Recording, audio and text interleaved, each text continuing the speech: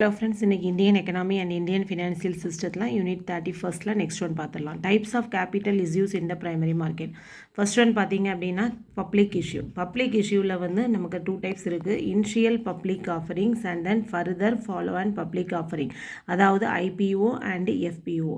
இந்த public offering அப்படின்னால என்ன அர்த்தம்னா, ஒரு புது investors, that means publics first new investors வந்து என்ன பண்ண போகிறாங்க, நம்ம ஷேர் ஹோல்டிங் ஃபேமிலியில் இன்வெஸ்ட்மெண்ட் பண்ண போகிறது தான் பப்ளிக் ஆஃபரிங் அப்படின்னு சொல்லுவோம். ஸோ இஷ்யூவர் கம்பெனி என்ன பண்ணிடுவாங்க, யார் வந்து ஷேரை இஷ்யூ பண்ண போகிறாங்களோ அவங்க வந்து டீட்டெயில்டான disclosures, that means the disclosure and investor protection guidelines. So அந்த கைட்லைன்ஸில் வந்து அவங்க கரெக்டாக இன்வெஸ்டருக்கு இதில் என்ன ப்ரொடக்டிவிட்டி இருக்குது, என்ன யூஸ், அந்த எல்லா டீட்டெயில்ஸுமே டிஸ்க்ளோசர் பண்ணி அந்த கைட்லைன்ஸ் படி எல்லாமே டிஸ்க்ளோசர் பண்ணி தான் அதை வந்து அவங்க இஷ்யூ பண்ணுவாங்க. அட் த சேம் டைம் இன்ஸ் ஆஃபர் டாக்குமெண்ட் அண்ட் ஆஃபர்ஸ், அதில் ஆஃபர் டாக்குமெண்ட் அப்படிங்கும் போதே தெரியுது அது வந்து ஒரு டீட்டெயில்டு ஒரு essential information about the scheme and then அந்த கம்பெனியை பற்றி, அந்த ஷேர் ஹோல்டர்ஸ் வந்து அதில் எதுக்காக வாங்கணும், என்ன ரீசன் அப்படிங்கிற மாதிரி எல்லா டீட்டெயில்ஸுமே அந்த ஆஃபர் டாக்குமெண்ட்டில் இருக்கும். அந்த அவங்க என்னென்ன ஆஃபர்ஸ் இருக்கோ அதுக்கு ரிலேட்டடாக இருக்கக்கூடிய எல்லா டீட்டெயில்ஸுமே அவங்க அதில் டிஸ்கிரைப் பண்ணியிருப்பாங்க. ஸோ அது அவங்க எதுக்காக சப்ஸ்கிரைப் பண்ணணும் அப்படிங்கிற மாதிரி எல்லா டீட்டெயில்ஸுமே அதில் இருக்கும் அந்த ஆஃபர் டாக்குமெண்ட்டில். ஸோ இது எல்லாமே ஒரு இஷ்யூவர் கம்பெனி வந்து கண்டிப்பாக disclosure and investor protection guidelines issue பண்ணி அதுக்கு தகுந்த மாதிரி ஆஃபர் டாக்குமெண்ட்டையும் கொடுத்து தான் அவங்க இன்வெஸ்ட்மெண்ட் இஷ்யூ பண்ண முடியும். And then first one IPO, initial public offering. இது நம்ம நிறைய டைம் பார்த்தாச்சு. அதாவது ஒரு அன்லிஸ்டட் கம்பெனி வந்து என்ன பண்ண போகிறாங்க, தன்னுடைய ஃபஸ்ட் டைம் இஷ்யூ செக்யூரிட்டிஸை இஷ்யூ பண்ண போகிறாங்க. அப்படி இல்லை அப்படின்னா ஒரு offer for sale. Offer for sale அப்படின்னா என்ன அர்த்தம் அப்படின்னா, ஒரு எக்ஸிஸ்டிங் மெம்பர்ஸ் வந்து என்ன பண்ண போகிறாங்க, தன்னுடைய செக்யூரிட்டிஸை வந்து ஒரு ஜென்ரல் பப்ளிக்குக்கோ இஷ்யூ பண்ண போகிறது த்ரூ அண்ட் ஆஃபர் டாக்குமெண்ட் மூலமாக இஷ்யூ பண்ண போகிறாங்க அப்படின்னா அதுதான் வந்து என்னது, ஆஃபர் ஃபார் சேல் அப்படின்னு சொல்லுவோம். ஓகே, அதாவது ஒரு ஷேர் ஹோல்டர்ஸ் மூலமாக எக்ஸிஸ்டிங் ஷேர்ஸ் வந்து சேலுக்கு வருது அப்படின்னா அதுதான் வந்து என்னது, ஓஎஃப்எஸ், ஆஃபர் ஃபார் சேல் அப்படின்னு சொல்லுது. ஸோ அந்த மாதிரி வர்றது அட் த சேம் டைம் இல்லை அப்படின்னா ஒரு ஃபஸ்ட் டைம் பப்ளிக்கு இனிஷியல் பப்ளிக் ஆஃபரிங். இனிஷியல் அப்படின்னாலே என்னது, ஃபஸ்ட் டைம்.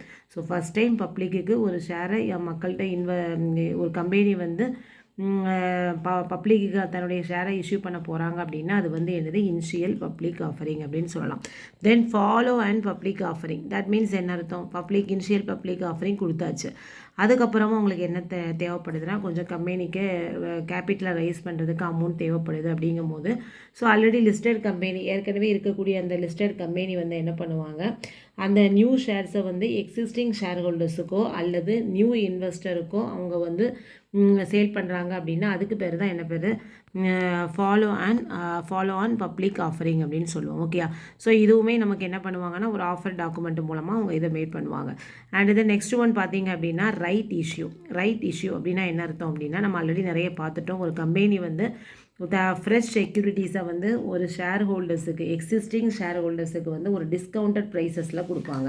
அதுக்கு பேர் தான் என்ன பேர்னா ரைட் ஷேர்ஸ் அல்லது ரைட் இஷ்யூ அப்படின்னு சொல்லுவோம். இதுவுமே வந்து எதுக்காக யூஸ் பண்ணுறாங்க அப்படின்னா, தன்னுடைய லிக்விடிட்டியை வந்து இன்க்ரீஸ் பண்ணணும், கேபிட்டல் ரைஸ் பண்ணணும் அப்படிங்கிற ரீசனுக்காக தான். ஃபார் எக்ஸாம்பிள் என்ன பண்ணுவாங்க அப்படின்னா, ஒரு பர்டிகுலர் ரேஷியோ படி அவங்க வந்து இது இஷ்யூ பண்ணுவாங்க. அதாவது ஸ்டாக் வந்து நம்ம வாங்க போகிறோம் 1:5 ரைட் இஷ்யூ அப்படின்னு சொல்லிட்டாங்க அப்படின்னா நம்ம என்ன பண்ணிக்கலாம், ஒவ்வொரு 5 ஷேர் வாங்கும் போதும் ஒரு ஷேர் வந்து என்ன பண்ணலாம், டிஸ்கவுண்டட் ப்ரைஸஸ்லாம் வாங்கிக்கலாம். ஸோ இது ஒரு எக்ஸாம்பிளுக்கு சொல்கிறேன். ஃபார் எக்ஸாம்பிள் இப்போ என்ன சொல்லலாம் அப்படின்னா, நான் வந்து 300 ஷேர்ஸ் வச்சுருக்கேன். நான் வந்து சப்போஸ் நான் 300 ஷேர்ஸ் இருக்கேன் அப்படின்னா நான் எவ்வளோ தூரம் எலிஜிபிள் ஆவேன் அப்படின்னா 60 அடிஷ்னல் ஷேர்ஸை வந்து நான் என்ன பண்ணிக்கலாம், ஒரு ப்ரீ டிட்டர்மைன் ப்ரைஸஸில் வந்து அந்த கம்பெனி செட் பண்ணியிருக்கிற டிஸ்கவுண்டட் ப்ரைஸஸில் வாங்கிக்கலாம். ஏன்னா 1:5 அப்படிங்கும் போது 5 ஷேருக்கு 1, அப்போ 300 ஷேர்ஸ் இருக்கும்போது நான் எவ்வளோ வாங்கிக்கலாம், 60 அடிஷ்னல் ஷேர்ஸ் வந்து ஒரு டிஸ்கவுண்டட் ப்ரைஸஸ்லாம் வாங்கிக்கலாம். அதுதான் என்னதுன்னா ரைட் இஷ்யூ அப்படின்னு பேர். நெக்ஸ்ட் ஒன் ப்ரைவேட் பிளேஸ்மெண்ட் அப்படிங்கிறது என்ன அர்த்தம் அப்படின்னா, இப்போ இனிஷியல் பப்ளிக் ஆஃபரிங்னா என்ன சொல்லணும், ஃபஸ்ட் டைம் பப்ளிக்கு தன்னுடைய ஷேரை இஷ்யூ பண்ணுறது. ப்ரைவேட் பிளேஸ்மெண்ட் அப்படின்னா என்ன பண்ணுவாங்க, அவங்க ஃபஸ்ட்டே யார் யாருக்கு கொடுக்கணும் அந்த குரூப் ஆஃப் பீப்புளை வந்து செலக்ட் பண்ணிக்குவாங்க. எந்த செக்ஷன் படி அப்படின்னா 81 of the companies act 1956. So அதுபடி அவங்க வந்து என்ன பண்ணிக்குவாங்க, அந்த இதை செலக்ட் பண்ணிவிட்டு அது வந்து ஒரு பப்ளிக் இஷ்யூவாவோ அல்லது ஒரு ரைட் இஷ்யூவாவோ எப்படின்னாலும் அவங்க இஷ்யூ பண்ணுவாங்க. பட் ஆனால் அந்த பர்டிகுலர் பீப்புளுக்கு மட்டும்தான் அதை வந்து கொடுப்பாங்க. மற்றபடி அது இனிஷியலாக பப்ளிக் நம்ம ஐபிஓ படி வராது. ஸோ அந்த குரூப் ஆஃப் பீப்புள் வந்து ஒரு வெல்த்தியஸ்ட் பீப்புளாக இருக்கலாம், அப்படி இல்லைனா ஒரு ஃபினான்ஷியல் இன்ஸ்டிடியூஷன் அந்த மாதிரி அவங்க செலக்ட் பண்ண குரூப் தான் அதை வாங்கிக்க முடியும். ஸோ இதில் வந்து அவங்க சொல்கிறது என்னென்னா, இதுவுமே எதுக்காக அப்படின்னா கம்பெனி தன்னுடைய கேபிட்டலை ரைஸ் பண்ணணும். ஸோ இது வந்து ஒரு ஃபாஸ்டர் வே அப்படின்னே சொல்லலாம். ஸோ குவாலிஃபைடு இன்ஸ்டிடியூஷனல் பிளேஸ்மெண்ட் அப்படின்னு ஒன்று சொல்லியிருக்கோம். அது வந்து என்ன அப்படின்னா, இது வந்து மெயினாக எதுக்கு இந்த குவாலிஃபைடு இன்ஸ்டிடியூஷனல் பிளேஸ்மெண்ட் அப்படிங்கிறத யூஸ் பண்ணுவாங்க அப்படின்னா, இதுதான் வந்து ஒரு லிஸ்டட் கம்பெனிஸ் வந்து தன்னுடைய ஃபண்டை ரைஸ் பண்ணணும் அப்படிங்கும் போது அவங்க ஃபஸ்ட்டு யூஸ் பண்ணக்கூடியது இந்த குவாலிட்டி இன்ஸ்டிடியூஷனல் பிளேஸ்மெண்ட் அப்படிங்கிறது தான் நம்ம சொல்லலாம். ஃபார் எக்ஸாம்பிள் அவங்க என்ன பண்ணுவாங்க அப்படின்னா, இது வந்து நமக்கு செபி தான் இன்ட்ரடியூஸ் பண்ணாங்க. ஸோ இதனால் நமக்கு என்ன லிஸ்டட் கம்பெனிஸ் வந்து மார்க்கெட் ரெகுலேட்டர்ஸ்ட்டை இந்த இதை நம்ம பர்டிகுலர் குவாலிஃபைடு இன்ஸ்டிடியூஷனல் பையர்ஸ் அவங்ககிட்ட என்ன பண்ணுவாங்கன்னா, இந்த செக்யூரிட்டிஸை கொடுக்கறது மூலமாக அவங்க என்ன பண்ணிக்கலாம், கேபிட்டலை ரைஸ் பண்ணிக்கலாம், ஃபண்டை ரைஸ் பண்ணிக்கலாம். அந்த குவாலிஃபைடு இன்ஸ்டிடியூஷனல் பையர் அப்படிங்கிறது யாராக இருப்பார் அப்படின்னா, ஒரு அசட் மேனேஜ்மெண்ட் கம்பெனி இல்லைனா ஒரு பென்ஷன் ஃபண்ட்ஸ் அல்லது இன்சூரன்ஸ் கம்பெனிஸ் அவங்க எதனாலும் இருக்கலாம். ஸோ அவங்களுக்கு இந்த இதை கொடுக்கறது மூலமாக நம்ம ஃபண்டை என்ன பண்ணிக்கலாம், ஈஸியாக ரைஸ் பண்ணிக்கலாம் அப்படிங்கிறது. So in terms of the provision of chapter 13th A and SEBI DIP guidelines படி இது இஷ்யூ பண்ணப்படுது. ஓகேயா? ஸோ இதுதான் வந்து capital issues in the primary market. Next one பார்த்தீங்க அப்படின்னா eligibility norms for making capital issues. So ஒரு பப்ளிக் இஷ்யூ மூலமாக பிரைமரி மார்க்கெட்டில் ஆக்சஸ் பண்ணக்கூடிய என்டைட்டிஸுக்காக செபி நிறைய நார்ம்ஸை வந்து எலிஜிபிலிட்டி நார்ம்ஸை சொல்லியிருக்காங்க.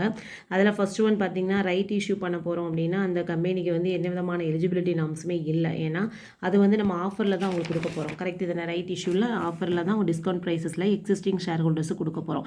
ஸோ அந்த எக்ஸிஸ்டிங் ஷேர் ஹோல்டர்ஸ் அப்படிங்கிறவங்க கண்டிப்பாக அந்த கம்பெனியை பற்றி ஆல்ரெடி அவங்க என்ன பண்ணியிருப்பாங்க, எக்ஸ்பெக்டட் பண்ணியிருப்பாங்க. ஸோ அதனால அவங்களுக்கு எதுவுமே தேவையில்லை. அதே இது அவங்களுக்கு ப்ரிஃபரன்ஷியல் இஷ்யூ பண்ண போகிறோம் அப்படின்னாலுமே அவங்களுக்குமே எந்த விதமான எலிஜிபிலிட்டி நார்ம்ஸும் இல்லை. ஸோ இந்த ப்ரிஃபரன்ஷியல் இஷ்யூ இதெல்லாமே நம்ம ப்ரீவியஸ் கிளாஸில் பார்த்துருப்போம். அந்த வீடியோ வேணால் பார்த்துக்கோங்க. Then QIP qualified institutional placement அப்படிங்கிறவங்க அதில் வந்து சப்போஸ் கம்பெனிஸ் வந்து NSE-லையோ தட் மீன்ஸ் நேஷ்னல் ஸ்டாக் எக்ஸ்சேஞ்சிலையோ பாம்பே ஸ்டாக் எக்ஸ்சேஞ்சிலையோ தன்னுடைய ஷேர்ஸை வந்து லிஸ்டட் பண்ண போகிறாங்க அப்படின்னா அவங்களுக்குன்னு ஒரு minimum public float that means இவ்வளோ பர்சன்டேஜ்னு இருக்குது. ஃபார் எக்ஸாம்பிள் 25%, 10%, 30% இருக்குது. இந்த மாதிரி சம் பர்சன்டேஜை வந்து அவங்க கண்டிப்பாக மெயின்டைன் பண்ணணும். அப்போ அது மூலமாக மட்டும்தான் அவங்களுக்கு அதில் நம்ம லிஸ்ட் அவுட் பண்ண முடியும். அண்ட் தென் சம் அக்ரிமெண்ட் அது மூலமாக அவங்க எலிஜிபிள் ஆவாங்க. அதே இது ஒரு செக்யூரிட்டிஸை வந்து நம்ம பப்ளிக் இஷ்யூ கொண்டு வரோம் அப்படின்னா கண்டிப்பாக அது அவங்க என்ன பண்ணியிருக்கணும், ஒரு டிராஃப்ட் ப்ராஸ்பெக்டஸை வந்து இஷ்யூவர் கம்பெனி யார் வந்து அந்த ஷேரை இஷ்யூ பண்ண போகிறாங்களோ அவங்க செபியில் வந்து ஃபைல் பண்ணியிருக்கணும். யார் மூலமான மெர்ச்சன்ட் பேங்கர். இந்த மெர்ச்சன்ட் பேங்கர் அப்படிங்கிறவர் யாருன்னா அது ஒரு பர்சன் அப்படின்னு சொல்லலாம். அவர் என்ன பண்ணுவார் அப்படின்னா அந்த செக்யூரிட்டிஸோட சப்ஸ்கிரிப்ஷனுக்காக ஒரு அசிஸ்டன்ஸ் ப்ரொவைட் பண்ணுறவர் அப்படின்னு சொல்லலாம். இவங்களுக்கு நிறைய ரெஸ்பான்சிபிலிட்டிஸ் இருக்கும். அதாவது ஒரு ப்ரைவேட் பிளேஸ்மெண்ட் ஆஃப் செக்யூரிட்டிஸ், அப்புறம் அந்த பப்ளிக் இஷ்யூ ஆஃப் செக்யூரிட்டிஸை மேனேஜ் பண்ணுறது, ஸ்டாக் ப்ரோக் பண்ணுறது, இன்டர்நேஷ்னல் ஃபினான்சியல் அட்வைசரி சர்வீசஸ், இந்த மாதிரி நிறைய வேலை பார்க்குறது யாருன்னா இந்த மெர்ச்சன்ட் பேங்கர் அப்படிங்கிறவங்க தான். அதே சமயம் அந்த கிளையண்ட்ஸுக்கு வந்து அவங்களோட போர்ட்ஃபோலியோ எப்படி மேனேஜ் பண்ணணும் அப்படிங்கிறதுக்கும் இவங்க ஹெல்ப் பண்ணுவாங்க. இவங்க ஒரு அட்வைசராக இருப்பாங்க, கன்சல்டண்ட்டாக இருப்பாங்க, அண்டர் ரைட்டர்ஸ், போர்ட்ஃபோலியோ மேனேஜர்ஸ், இப்படி நிறைய நம்ம கேள்விப்பட்டிருக்கோம். இது எல்லாருமே அவங்க யாருன்னா ஒரு மெர்ச்சன்ட் பேங்கர் அப்படின்னே சொல்லலாம். அதே இது ஒரு கம்பெனி வந்து தன்னுடைய லிஸ்டட் கம்பெனி வந்து அவங்க செக்யூரிட்டிஸை லிஸ்டட் இஷ்யூவர் கம்பெனி வந்து அவங்க செக்யூரிட்டிஸை இஷ்யூ பண்ணணும் அப்படிங்கிற இதுக்கு எந்த விதமான ரைட்ஸுமே அவங்களுக்கு இல்லை. அதோட வேல்யூஸ் அந்த செக்யூரிட்டிஸோட வேல்யூ வந்து ப்ரீமியத்தையும் சேர்த்து மொத்தம் அவங்களோட வேல்யூ 50 lakhsக்கு மேலே இருந்தாலும் அன்லஸ் அவங்க ஒரு டிராஃப்ட் லெட்டரை வந்து என்ன பண்ண போகிறாங்க, போர்டு மூலமாக வந்து அவங்க ஃபைல் பண்ண போகிறாங்க. யாருன்னா போர்டில் ஃபைல் பண்ண போகிறாங்க. அது மெர்ச்சன்ட் பேங்கர் மூலமாக தான். அட்லீஸ்ட் அந்த டெசிக்னேட்டட் ஸ்டாக் எக்ஸ்சேஞ்சில் வந்து அவங்க என்ன பண்ணியிருக்கணும், அட்லீஸ்ட் ஒரு அந்த லெட்டரை ஃபைல் பண்ணுறதுக்கு 30 daysக்கு முன்னாலே இதை பண்ணியிருக்கணும். அப்படிங்கும்போது அவங்களுக்கு எந்த விதமான இஷ்யூ ஆஃப் செக்யூரிட்டிஸ் ரைட்ஸும் இல்லை. அதே இது அவங்க வந்து சப்போஸ் அவங்க வந்து ப்ரிஃபரன்ஸில் அலாட்மெண்ட் பண்ண போகிறோம் இல்லைனா குவாலிஃபைடு இன்ஸ்டிடியூஷனல் பிளேஸ்மெண்ட் பண்ண போகிறோம் அப்படின்னா அவங்க வந்து நோட்டு செபிகிட்ட வந்து எந்த விதமான ஆஃபர் டாக்குமெண்ட்டோ இல்லைனா நோட்டீஸோ கொடுக்கணுங்கிற அவசியம் கிடையாது. குவாலிஃபைடு இன்ஸ்டிடியூஷனல் பிளேஸ்மெண்ட்டாக இருக்குது அப்படின்னா மெர்ச்சன்ட் பேங்கர் என்ன பண்ணுவார் அப்படின்னா அந்த பிளேஸ்மெண்ட் டாக்குமெண்ட்டோட காப்பி இருக்கும்ல அதை வந்து செபிட்ட வந்து அவங்க என்ன பண்ணுவாங்கன்னா ரெக்கார்ட் பர்பஸஸுக்காக அவங்க வந்து ஃபைல் பண்ணுவாங்க. ஸோ இது குவாலிஃபைடு இன்ஸ்டிடியூஷனல் பிளேஸ்மெண்ட். இது ரொம்ப ரொம்ப முக்கியமானது. இதில் எப்படி கொஷின் கேட்பாங்கன்னா எதெல்லாம் ஃபைல் பண்ணணும், எதெல்லாம் எலிஜிபிள் இல்லை, இப்போ சப்போஸ் ரைட் இஷ்யூவுக்கு கொடுக்கணுமா, ப்ரிஃபரன்ஷியல் அலாட்மெண்ட்டு கொடுக்கணுமா, QIPக்கு அவங்க எல்லாமே ஃபைல் பண்ணணுமா அப்படிங்கிற மாதிரி நமக்கு ஒன் வேர்ட்ஸ் இருக்கும். தென் நெக்ஸ்ட் ஒன் பார்த்தீங்க அப்படின்னா இந்த மெர்ச்சன்ட் பேங்க்ஸ் அப்படிங்கிறவங்க யார் அப்படின்னா அவங்க ஒரு முக்கியமான ரோல் எதில் அவங்க இது பண்ணுறாங்கன்னா initial public offering, right issue, follow on offerings இந்த மாதிரி பண்ணுறதெல்லாம் அவங்களுக்கு ஒரு முக்கியமான பங்கு இருக்குது அப்படின்னே சொல்லலாம். அட் த சேம் டைம் இது வந்து மெர்ச்சன்ட் பேங்க் வந்து ஒரு அண்டர் ரைட்டிங்காகவும் இருப்பாங்க, அண்டர் ரைட்டர்ஸாக ஒரு அட்வைசரி சர்வீசஸை ப்ரொவைட் பண்ணுவாங்க. And then merger and acquisition guidelines கொடுப்பாங்க. இது எல்லாமே இந்த மெர்ச்சன்ட் பேங்க்ஸில் ஒரு முக்கியமான ஒரு ஃபங்க்ஷன் அப்படின்னு சொல்லலாம். ஃபார் எக்ஸாம்பிள் மெர்ச்சன்ட் பேங்க்ஸுக்கு என்னென்ன எக்ஸாம்பிள் சொல்லலாம்னா Kotak Mahindra capital, axis capital, and then SBI capital markets limited, Tata capital markets limited, இந்த மாதிரி நிறைய பேங்க்ஸ் வந்து மெர்ச்சன்ட் பேங்க்ஸுக்கு எக்ஸாம்பிள்ஸாக எடுத்துக்கலாம். ஸோ இவங்க என்ன பண்ணுவாங்க அப்படின்னா ஒரு இன்டர்மீடியட்ஸ், அதாவது என்ன பண்ணுவாங்கன்னா டியூ டிலிஜென்ஸ் கரெக்டாக இருக்கா, அதுக்கப்புறம் disclosure and investor protection guidelines எல்லாமே கரெக்டாக இருக்கா அப்படிங்கிறது எல்லாத்தையுமே பார்த்துட்டு அந்த டிராஃப்ட் ஆஃபர் டாக்குமெண்ட்டை வந்து யாருக்கு கொடுப்பாங்க, செபிட்ட சப்மிட் பண்ணுவாங்க. சப்போஸ் அந்த மெர்ச்சன்ட் பேங்கர் செபி ரெகுலேஷன்ஸ் படி அதில் ஏதாவது கம்ப்ளைண்ட்ஸ் இருக்குது அப்படின்னா உடனே செபி என்ன பண்ணுவாங்கன்னா அதுக்கு நான் வந்து பெனால்ட்டி அவங்க போடுவாங்க. ஸோ அந்த பேங்க்ஸ் வந்து பே பண்ண வேண்டியது இருக்கும். தென் டிராஃப்ட் ஆஃபர் டாக்குமெண்ட் வந்து என்ன பண்ணுவாங்கன்னா இந்த மெர்ச்சன்ட் பேங்கர் வந்து அவங்க வெப்சைட்டில் வந்து பப்ளிக் கமெண்ட்ஸுக்காக அதை பார்வையில் அவங்க பப்ளிக் பார்க்கணும் அப்படிங்கிறதுக்காக அதை போடுவாங்க. தென் செபியில் இருக்கக்கூடிய நிறைய அஃபிஷியல்ஸு டிஃப்ரெண்ட் லெவல்ஸில் இருக்கக்கூடிய அஃபிஷியல்ஸ் எல்லாமே அந்த டிஐபி கைட்லைன்ஸ் அண்ட் தென் அதில் நெசசரி மெட்டீரியல் இன்ஃபர்மேஷன் இருக்கா எல்லாத்தையும் தரவாக செக் பண்ணி முடிச்சதுக்கப்புறம் தான் அந்த டிராஃப்ட் ஆஃபர் டாக்குமெண்ட்ஸ் வந்து நமக்கு வரும். Okay, then offer document and draft offer document அப்படின்னா என்னென்னு பார்த்துருவோம். ஸோ ஆஃபர் டாக்குமெண்ட்டுங்கிறது நம்ம ஆல்ரெடி பார்த்தோம். அதாவது அது வந்து ஒரு முக்கியமான இன்ஃபர்மேஷன் உள்ள ஒரு ஸ்கீம் உள்ளது அப்படின்னு சொல்லலாம். இதில் என்ன பண்ணுவாங்க அப்படின்னா ஷேர் ஹோல்டர்ஸுக்காக அந்த கம்பெனி டீட்டெயில்ஸ் எல்லாமே அந்த என்னென்ன ஆஃபர் நம்ம கொடுத்துருக்கோம் எல்லா டீட்டெயில்ஸுமே அதில் தெளிவாக இருக்கிறது தான் ஆஃபர் டாக்குமெண்ட்ஸ் அப்படின்னு சொல்லலாம். இந்த ஆஃபர் டாக்குமெண்ட்ஸ் வந்து ஒரு பப்ளிக் இஷ்யூ இல்லைன்னா ஆஃபர் ஃபார் சேல் இதுக்காக நம்ம வந்து ரைட் இஷ்யூ எது பண்ணாலுமே நம்ம அதனால் register of companies and stock எக்ஸ்சேஞ்சஸில் ஃபைல் பண்ணக்கூடிய ஒரு டாக்குமெண்ட்டு தான் ஆஃபர் டாக்குமெண்ட். ஸோ அந்த டாக்குமெண்ட் வந்து அந்த ஒரு இன்வெஸ்டர் நான் போய் ஷேர் வாங்க போகிறேன் அப்படின்னா நான் ஷேர் வாங்கும்போது என்னெல்லாம் நான் பார்ப்பணும், எனக்கு என்னென்ன இது தேவை, அந்த கம்பெனி எப்படி போயிட்டுருக்கு, என்னென்ன டீட்டெயில்ஸ் பார்க்கணும், அதுக்கு சம்மந்தப்பட்ட எல்லா டீட்டெயில்ஸுமே அந்த ஆஃபர் டாக்குமெண்ட்டில் இருக்கும். சரி, ஓகே. அப்போ டிராஃப்ட் ஆஃபர் டாக்குமெண்ட்னா என்ன? டிராஃப்ட் ஆஃபர் டாக்குமெண்ட் அப்படிங்கிறது என்ன சொல்லலாம், ஒரு ஃபஸ்ட் எவர் டாக்குமெண்ட் அப்படின்னே சொல்லலாம். அதாவது ஒரு கம்பெனி வந்து நான் செபிட்ட வந்து என்ன பண்ணுவாங்கன்னா கம்பெனி மூலமாக செபிக்கு ஒரு அப்ரூவலுக்காக ஃபஸ்ட்டு சப்மிட் பண்ணக்கூடிய டாக்குமெண்ட் தான் என்னது, டிராஃப்ட் ஆஃபர் டாக்குமெண்ட் அப்படின்னு சொல்லலாம். அதாவது ஆஃபர் டாக்குமெண்ட்டோட ஒரு டிராஃப்ட் ஸ்டேஜ் அப்படின்னு எடுத்துக்கலாம்.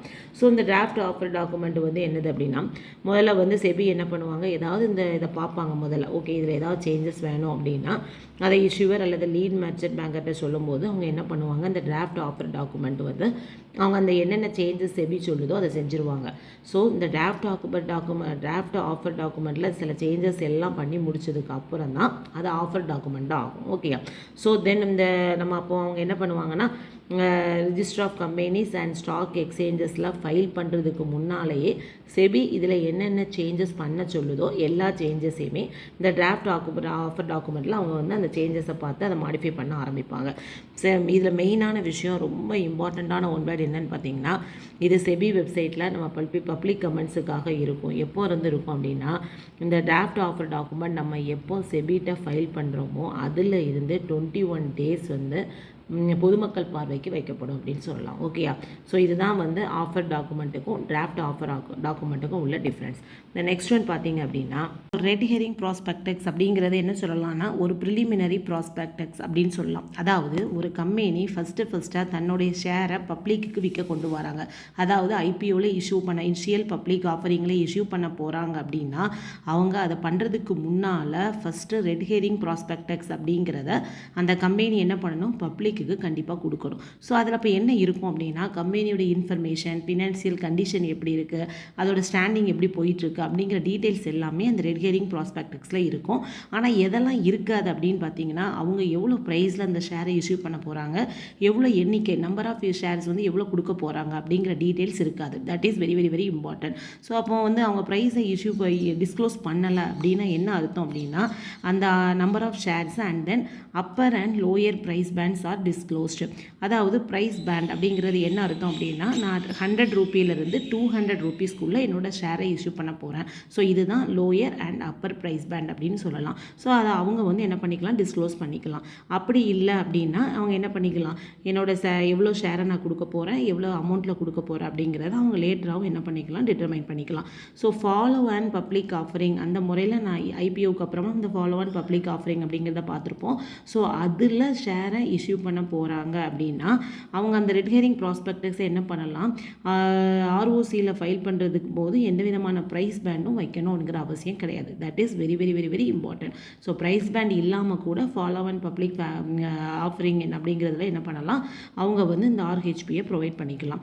சப்போஸ் ஒரு floor price and the price band அப்படிங்கிறத அவங்க எப்போ கொடுப்பாங்க அப்படின்னா, நான் வந்து ஒரு இன்றைக்கி தான் என்னோடய ஷேரை இஷ்யூ பண்ண போகிறேன் அப்படின்னா அதுக்கு ஒரு நாளைக்கு முன்னால் அவங்க என்ன பண்ணலாம், ஃப்ளோர் ப்ரைஸ்னால் லோயஸ்ட் ப்ரைஸ், அப்படி இல்லைன்னா ப்ரைஸ் பேண்ட் இந்த ரேஞ்சிலேருந்து இந்த ரேஞ்சு கொடுக்க போகிறேன் அப்படிங்கிறத அவங்க என்ன பண்ணலாம், அட்வர்டைஸ்மெண்ட்டில் போடலாம். சில சமயம் அவங்க வந்து புக் பில்டிங் ப்ராசஸ் அப்படிங்கிற ஒரு ப்ராசஸை வந்து இஷ்யூ பண்ணுவாங்க. அது அப்படின்னா என்ன அர்த்தம் அப்படின்னா, ப்ரைஸ் டிஸ்கவரி, என்ன அமௌண்ட்டுக்கு நான் ஷேரை கொடுக்கணும் அப்படிங்கிறத ஒரு டிட்டர்மைன் பண்ணக்கூடியது தான் இந்த புக் பில்டிங் ப்ராசஸ் அப்படிங்கிறது. ஸோ இந்த ப்ராசஸ் வந்து ஒரு பிட்டிங் ப்ராசஸ் முறையில் நடக்கும். ஸோ அந்த ப்ராசஸ் கம்ப்ளீட் ஆகிற வரை நம்ம என்ன பண்ண முடியாதுன்னா ப்ரைஸை வந்து ஃபிக்ஸ் பண்ண முடியாது. அது என்ன பண்ணுவாங்க அப்படின்னா, ஒரு கம்பெனி வந்து ஃபஸ்ட்டு என்ன பண்ணுவாங்கன்னா, ஒரு லீட் மேனேஜர்ஸ் அல்லது அண்டர் ரைட்டர்ஸை வந்து செலக்ட் பண்ணுவாங்க. எந்த கம்பெனி ஷேரை கொடுக்க போகிறாங்களோ அவங்க செலக்ட் பண்ணுவாங்க. ஸோ அவங்க செலக்ட் பண்ணதுக்கப்புறமா அவங்க என்ன பண்ணுவாங்க, அந்த ஐபிஓ ப்ரொசீஜர்ஸ் எல்லாத்தையும் செக் பண்ணி கரெக்டாக அதெல்லாம் அந்த ரெகுலேட்டரி பாடிஸ் எல்லாம் கரெக்டாக இருக்கா அப்படிங்கிறத அந்த லீட் மேனேஜர்ஸ் எல்லாம் செக் பண்ணுவாங்க.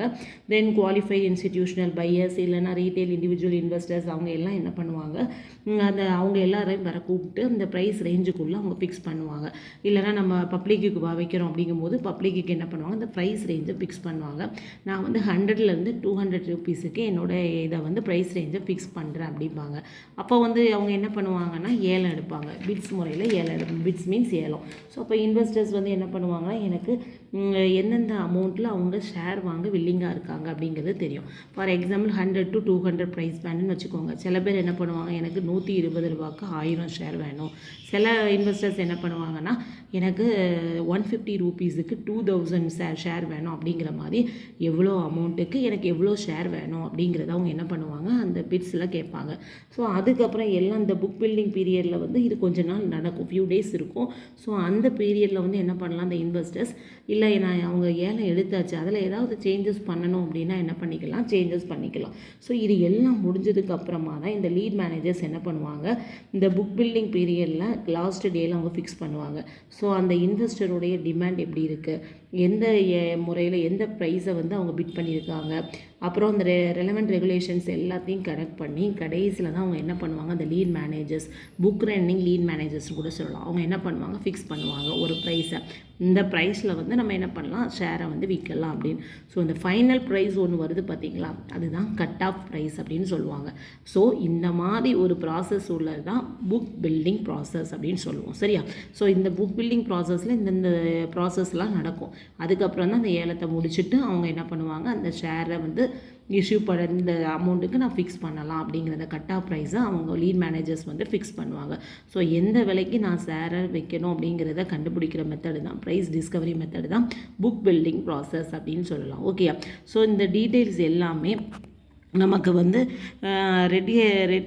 ஸோ நான் ஆர்ஓசியில் வந்து இந்த ஃபைல் பண்ண போகிறேன் அப்படிங்கும்போது இந்த டீட்டெயில்ஸ் எல்லாமே நான் காமிக்கணுங்கிற அவசியம் கிடையாது. எந்த ஆக்ட் படி அப்படின்னு பார்த்தீங்கன்னா கம்பெனிஸ் ஆக்ட் படி தேவையில்லை. ஸோ நான் எல்லா பிட்டிங் ப்ராசஸ் எல்லாம் கம்ப்ளீட் பண்ணி முடிச்சதுக்கப்புறம் தான் ஃபைனல் ப்ரைஸு இந்த ப்ரைஸஸில் நான் என்னோடய ஷேரை கொடுக்க போகிறேன் அப்படிங்கிறத நான் ஒரு ஆஃபர் டாக்குமெண்ட்டில் இன்க்ளூட் பண்ணுவேன். ஸோ இந்த ஆஃபர் டாக்குமெண்ட் வந்து நமக்கு எப்போ ரெஜிஸ்டர் ஆன் கம்பெனிஸில் ஃபைல் பண்ணப்படுதோ ஸோ அதுக்கு என்ன பேர் அப்படின்னா ப்ராஸ்பெக்டஸ் அப்படின்னு பேர். சரியா? இந்த ரெட் ஹியரிங் ப்ராஸ்பெக்டஸ் அப்படிங்கிறது ஒரு முக்கியமான ஒன்று ஐபிஓவில் அப்படின்னே சொல்லலாம். த நெக்ஸ்ட் ஒன் பார்த்தீங்க அப்படின்னா, what is a draft red herring prospectus. So ஒரு ரெட் ஹெரிங் ப்ராஸ்பெக்டஸோட டிராஃப்ட் ஸ்டேஜில் உள்ளது தான் draft red herring prospects. So அந்த டிராஃப்ட் ரெட் ஹெரிங் ப்ராஸ்பெக்ட்ஸ் என்ன பண்ணுவாங்க அப்படின்னா, அந்த டாக்குமெண்ட்டை எல்லாமே செபிட்ட போய் ஃபைல் பண்ண போவாங்க. ஸோ செபி என்ன பண்ணுவாங்க, அதை செக் பண்ணிவிட்டு ஏதாவது சேஞ்சஸ் இருக்குது அப்படின்னா அதை அந்த கம்பெனிகிட்ட சொல்லுவாங்க. ஸோ அவங்க அந்த சேஞ்சஸ் எல்லாம் பண்ணி திரும்பவும் செபிட்ட வந்து என்ன பண்ணணும், ஃபைல் பண்ணணும். ஸோ இது எல்லாம் ஃபைல் பண்ணி முடிச்சதுக்கப்புறம் தான் அது என்னதான் வருது அப்படின்னா அப்படின்னா ரெட் ஹேரிங் ப்ராஸ்பெக்டஸாக வருது. ஸோ இதுக்கு முந்தின ஸ்டேஜ் தான் டிராஃப்ட் ரெட் ஹேரிங் ப்ராஸ்பெக்டஸ் அப்படிங்கிறது. ஸோ இது எதுக்காக கொடுக்கும் அப்படிங்கிறது ஆல்ரெடி பார்த்தாச்சு. தன்னுடைய கம்பெனி தன்னுடைய ஷேர்ஸை பப்ளிக்கிட்ட விற்று அது மூலமாக அவங்க என்ன பண்ண போகிறாங்க அப்படின்னா மணி வாங்குறதுக்கு முன்னால் இந்த மாதிரி ப்ராஸ்பெக்டஸ் வந்து கண்டிப்பாக கொடுத்துருக்கணும். ஓகே. ஸோ இந்த டாக்குமெண்ட் வந்து ஆக்சுவலாக இதில் 200 பேஜஸுக்கு மேலே இருக்கும். இந்த டாக்குமெண்ட் வந்து ரொம்ப ரொம்ப நம்ம இன்வெஸ்டர்ஸுக்கு ரொம்ப யூஸ்ஃபுல்னு சொல்லலாம். ஏன்னா இதில் கம்பெனியுடைய business information, financials, promoters and the company subjective, எதுக்காக அவங்க இந்த ஃபண்ட்ஸை வாங்குறாங்க, எதுக்காக இந்த ஐபிஓ கொடுக்க போகிறாங்க, அந்த டீட்டெயில்ஸ் மட்டும் இல்லாமல் இந்த சப்போஸ் இந்த ஐபிஓ கொடுக்கறது மூலமாக வர்ற மணியை வச்சு அவங்க என்ன பண்ண போகிறாங்க, எதில் இன்வெஸ்ட்மெண்ட் பண்ண போகிறாங்க, அண்ட் தென் இன்வெஸ்டர்ஸுக்கான இருக்கக்கூடிய பாசிபிள் ரிஸ்க், இது எல்லாத்தையுமே இதில் கொடுத்துருப்பாங்க. ஸோ ஒரு ஐபிஓவில் ஒருத்தர் ஷேர் வாங்க போகிறாரு, இன்வெஸ்ட்மெண்ட் பண்ண போகிறாருன்னா கண்டிப்பாக இந்த ரெட் ஹேரிங் ப்ராஸ்பெக்டஸை கண்டிப்பாக அவங்க ரீட் பண்ணியிருக்கணும். அதுலேயுமே முக்கியமாக என்னென்ன இன்ஃபர்மேஷன் அவங்க பார்த்துருக்கணும் அப்படிங்கிறத பார்க்க போகிறோம். என்னென்ன கண்டென்ட் இருக்குதுன்னு பார்த்தீங்கன்னா, ஃபஸ்ட்டு பிஸ்னஸ் டிஸ்கிரிப்ஷன். ஸோ அதில் என்ன பண்ணியிருப்பாங்க அப்படின்னா கம்பெனியோட கோர் ஆப்ரேஷன் என்ன, அவங்க எந்த பிஸ்னஸை கண்டக்ட் பண்ணுறாங்க, எப்படி கண்டக்ட் பண்ணுறாங்க அப்படிங்கிற டீட்டெயில்ஸ் இருக்கும். ஸோ ஒரு ஷேர் ஹோல்டர் அதில் அந்த கம்பெனியில் இன்வெஸ்ட்மெண்ட் பண்ண போகிறாரு, ஷேர் வாங்க போகிறாரு அப்படின்னா கண்டிப்பாக அது அந்த பார்ட்டை அவங்க ரீட் பண்ணியிருக்கணும். ஏன்னா அந்த இன்வெஸ்ட்மெண்ட்டை வந்து அந்த கம்பெனி எப்படி யூட்டிலைஸ் பண்ண போகிறாங்க, எது அவங்களோட கோர் பிஸ்னஸ் அப்படிங்கிறது இந்த பிஸ்னஸ் டிஸ்கிரிப்ஷனில் தான் இருக்கும். Next one financial information. Financial information அப்படிங்கிறதுமே ஒரு முக்கியமான பார்ட்டு தான். இதில் கம்பெனியோட audit reports and then financial statements இருக்கும். ஸோ அப்போ இன்வெஸ்டர் என்ன பண்ணிக்கலாம் அப்படின்னா அந்த ஃபினான்ஷியல் ஸ்டேட்மெண்ட்டை பார்க்கும்போது அவங்களுக்கு ஒரு ஐடியா கிடைக்கும். ஓகே, இதுக்கு எப்படி அவங்க டிவைடெண்ட் கொடுத்துருக்காங்க, ஃப்யூச்சரில் நமக்கு எப்படி டிவைடெண்ட் கிடைக்கும், அது என்ன மாதிரி ப்ராஃபிட்ஸ் அவங்களுக்கு கிடச்சிருக்கு அப்படிங்கிற எல்லாத்தையுமே அவங்க இதில் பார்த்துக்கலாம். அதே சமயம் நம்ம இதில் இன்வெஸ்ட்மெண்ட் பண்ணுறது மூலமாக நம்ம இன்வெஸ்ட்மெண்ட்டுக்கு ஒரு சேஃப்டி அண்ட் ப்ராஃபிட்டபிலிட்டியும் நமக்கு கிடைக்கும் அப்படிங்கிறதுமே இந்த ஃபினான்ஷியல் இன்ஃபர்மேஷன் மூலமாக இன்வெஸ்டர் ஐடென்டிஃபை பண்ணிக்கலாம். நெக்ஸ்ட் ஒன் பார்த்தீங்க அப்படின்னா ரிஸ்க் ஃபேக்டர்ஸ். இந்த ரிஸ்க் ஃபேக்டர்ஸ் அப்படிங்கிறது என்ன அப்படின்னா ஒரு கம்பெனி வந்து அவங்க பிஸ்னஸ் அண்ட் ஆப்ரேஷன்ஸில் என்ன விதமான ரிஸ்க்கை இம்பேக்ட் பண்ணியிருக்காங்க அப்படிங்கிறது வந்து இந்த ரிஸ்க் ஃபேக்டர்ஸ் அப்படிங்கிற டைட்டில் கீழே இருக்கும். இதில் நிறைய ரிஸ்க் இருந்தாலுமே நம்ம சில விதமான ரிஸ்க்கை கண்டிப்பாக ஸ்க்ரூட்டினைஸ் பண்ணி தான் ஆகணும். ஏன்னா ஒரு இன்வெஸ்டர்ஸ் வந்து அதில் இன்வெஸ்ட்மெண்ட் பண்ண போகிறாரு அப்படின்னா சில சமயம் இந்த கம்பெனியில் வந்து நிறைய பெண்டிங் லீகல் கேசஸ் இருக்கும். ஸோ இதை பார்க்கும்போது நம்ம என்ன பண்ணலாம், ஓகே இதில் ஏதோ ப்ராப்ளம் இருக்குது, அதனால் நம்ம என்ன பண்ண வேணாம், ஐபிஓவில் இன்வெஸ்ட்மெண்ட் பண்ண வேணாம் அப்படிங்கிற அவாய்ட் பண்ணுற அளவுக்கு நம்ம முடிவெடுக்கிறதுல இந்த ரிஸ்க் ஃபேக்டர்ஸ் ஒரு முக்கியமான பங்கு வகிக்குது. Next one use of proceeds. அதாவது நம்ம பார்த்துருந்தோம் கம்பெனி நிறைய ரீசனுக்காக அவங்க ஐபிஓவை இஷ்யூ பண்ணுவாங்க. ஸோ அப்போ இன்வெஸ்டர் என்ன பண்ணணும், ஃபஸ்ட்டு அதை ஃபைண்ட் அவுட் பண்ணணும். எதுக்காக கம்பெனி வந்து எதுக்கு இந்த ஐபிஓவை கொடுக்குறாங்க, அவங்களோட கடனை அடைக்கிறதுக்காகவா, இல்லைன்னா அவங்க நியூ அசெட்ஸ் வாங்க போகிறாங்களா, இல்லைன்னா அவங்களுக்கு ஒர்க்கிங் கேபிட்டலை தேவைக்காகவா, அந்த மாதிரி எதுக்காக அவங்க இந்த இதை வாங்குறாங்க, இந்த ஐபிஓவை கொடுக்குறாங்க அப்படிங்கிறத கண்டிப்பாக நம்ம தெரிஞ்சிருக்கணும். அதே சமயம் இந்த பிக் ப்ரைவேட் இன்வெஸ்டர்ஸ் யாராவது இந்த கம்பெனியில் அவங்க மணியை இன்வெஸ்ட்மெண்ட் பண்ணியிருக்காங்களா அப்படிங்கிறதையும் இந்த யூஸ் ஆஃப் ப்ரொசீட்ஸ் மூலமாக தெரிஞ்சுக்கலாம். Next one industry overview.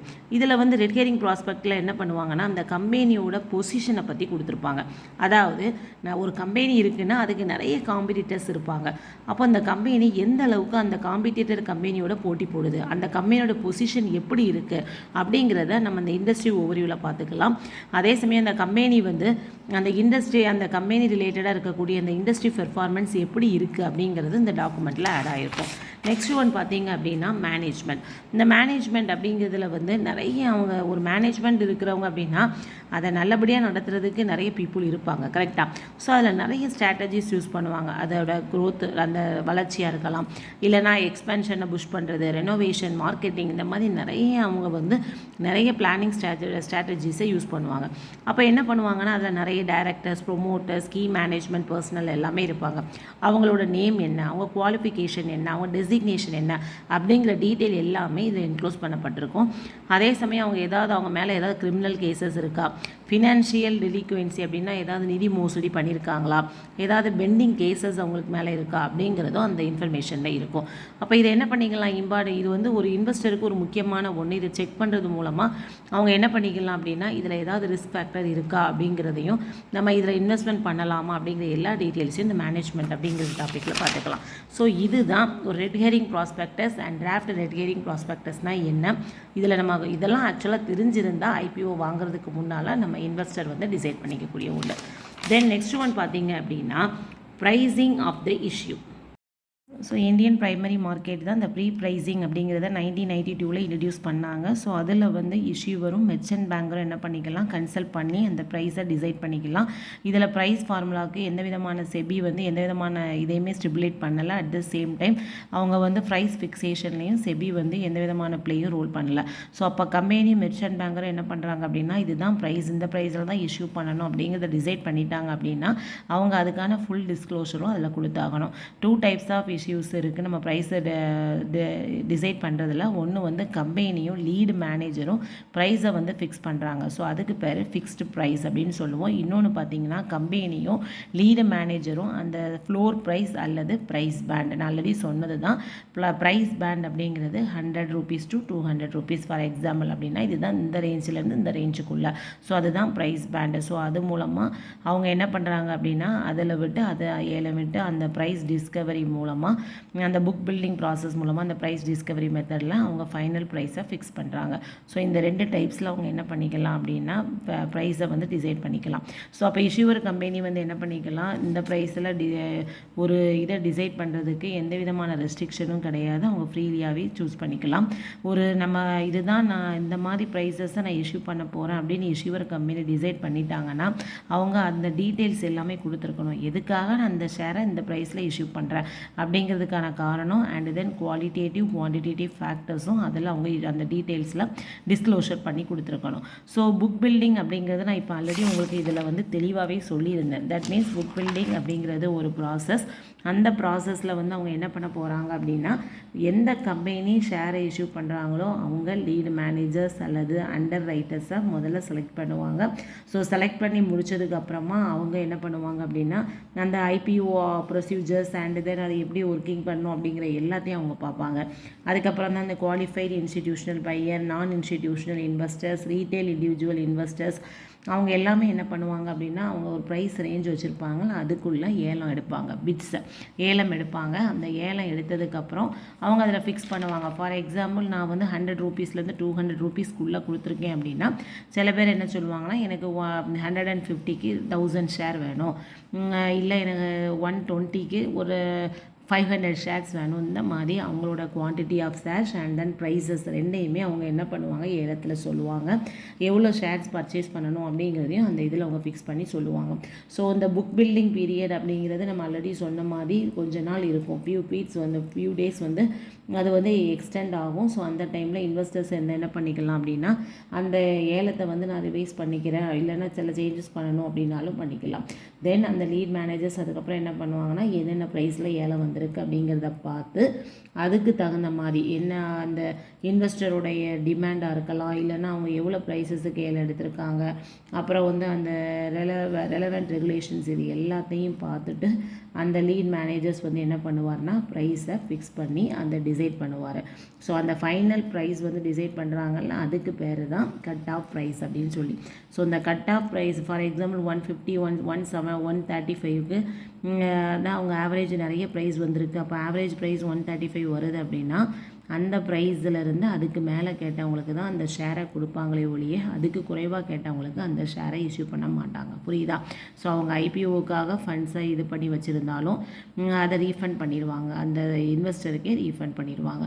So இதுதான் வந்து புக் பில்டிங் ப்ராசஸ். அந்த கட் ஆஃப் ப்ரைஸ், அந்த ஃபைனல் ப்ரைஸுக்கு பேர் கட் ஆஃப் ப்ரைஸை. இந்த மாதிரி ஒரு ஏலம் விட்டு அது மூலமாக ப்ரைஸை டிஸ்கவரி பண்ணுற மெத்தடுக்கு பேர் தான் அந்த நமக்கு புக் பில்டிங் ப்ராசஸ் அப்படின்னு சொல்கிறோம். ஸோ இந்த மாதிரி 100% ஆஃப் நெட் ஆஃபர் வந்து நம்ம பப்ளிக்கு வந்து 2 டைப்பில் கொடுக்கலாம். ஒன்று voluntary book built issue, next one compulsory book built issues. So இந்த வாலண்டரி புக் பில்ட் இஷ்யூஸில் என்ன மாதிரி அலாட்மெண்ட்ஸ் கொடுக்காங்க அப்படின்னா ரீட்டைல் இண்டிவிஜுவல் இன்வெஸ்டர்ஸுக்கு வந்து not less then 35% of the net offer to the public. 35%க்கு குறைவாக வந்து பப்ளிக் இது கிடையாது. என்ஐஐ நான் இன்ஸ்டிடியூஷனல் இன்வெஸ்டர்ஸில் 15% லெஸ்ஸாக வந்து அவங்க வந்து பப்ளிக் நெட் ஆஃபர் கொடுக்கறது இல்லை. அண்ட் தென் குவாலிஃபைட் இன்ஸ்டிடியூஷனல் பையர்ஸுக்கு மோர் தென் நாட் 50%க்கு அதிகமாக டு த பப்ளிக் இஷ்யூ பண்ணுறதில்ல, net offer to the public. So 5% வந்து கண்டிப்பாக மியூச்சுவல் ஃபண்ட்ஸுக்கு போயிடணும். கம்பல்சரி புக் பில்ட் இஷ்யூஸ் அப்படின்னா அதில் குவாலிஃபைட் இன்ஸ்டிடியூஷனல் பையர்ஸுக்கு 75% குறைஞ்சபட்சம் at least 75% of the net offer to the public கொடுக்குறாங்க. சப்போஸ் இது ஃபெயிலிங் ஆயிடுச்சு அப்படின்னா அவங்க என்ன மணி ஃபுல்லாக சப்ஸ்கிரைப் பண்ணியிருக்காங்களோ அந்த மணி எல்லாத்தையுமே அவங்க என்ன பண்ணிட்டாங்க, ரீஃபண்ட் பண்ணியிருந்தாங்க. நான் இன்ஸ்டிடியூஷனல் இன்வெஸ்டர்ஸுக்கு நாட் மோர் தென் 15% விட அதிகமாக இது பண்ணுறதில்ல. ரீட்டைல் இண்டிவிஜுவல் இன்வெஸ்டர்ஸுக்கு not more then 10% of the net offer to the public. இது ரொம்ப இம்பார்ட்டண்ட்டான ஒன் வேர்ட், கண்டிப்பாக நல்லா தெரிஞ்சிருக்கணும். சப்போஸ் ஃபிக்ஸ்டு ப்ரைஸ் இஷ்யூஸாக இருந்துச்சு அப்படின்னா அதில் நம்ம ரீட்டைல் இண்டிவிஜுவல் இன்வெஸ்டர்ஸுக்கு minimum 50% of the net offer of the செக்யூரிட்டிஸை வந்து அந்த இது கொடுக்குறாங்க. ரிமைனிங் இருக்குள்ள ரிமைனிங் இருக்கக்கூடிய செக்யூரிட்டிஸை வந்து எப்படி அந்த பர்சன்டேஜை எப்படி அலாட்மெண்ட் பண்ணுறாங்க அப்படின்னா இண்டிவிஜுவல் அப்ளிகன்ஸ், அதாவது ரீட்டைல் இண்டிவிஜுவல் இன்வெஸ்டர் தவிர இருக்கக்கூடிய individual applicants and other investors, அதாவது கார்ப்பரேட் பாடிஸ், இன்ஸ்டிடியூஷன் யாரானாலும் இருக்கலாம். அவங்க எவ்வளோ நம்பர் ஆஃப் ஷேர்ஸ் அப்ளை பண்ணியிருக்காங்க அப்படிங்கிறத பொறுத்து இல்லாமல் மற்றவங்களுக்கு இதை வந்து என்ன பண்ணுறாங்க, மற்ற கார்ப்பரேட் பாடி இன்ஸ்டிடியூஷனுக்கு இதை கொடுக்குறாங்க. ஸோ இது வந்து fixed price issues. Okay, so இது எல்லாமே ரொம்ப ரொம்ப முக்கியமானது. ஸோ ரீட்டைல் இண்டிவிஜுவல் இன்வெஸ்டர்ஸ் அப்படிங்கிற இன்வெஸ்டர் யார் அப்படின்னா ஒரு செக்யூரிட்டிஸை ஏலம் எடுக்கிறாரு அப்படின்னா அந்த வேல்யூ வந்து நாட் மோர் தென் 2 lakhsக்கு மேலே இல்லை அப்படின்னா அவங்க தான் retail individual investor. Qualified institutional investors அப்படின்னா கேபிட்டல் மார்க்கெட்டில் இன்வெஸ்ட் பண்ணக்கூடிய அண்ட் எவாலுவேட் பண்ணக்கூடிய ஒரு ஃபினான்சியல் ஸ்ட்ரென்த் உள்ளவங்க.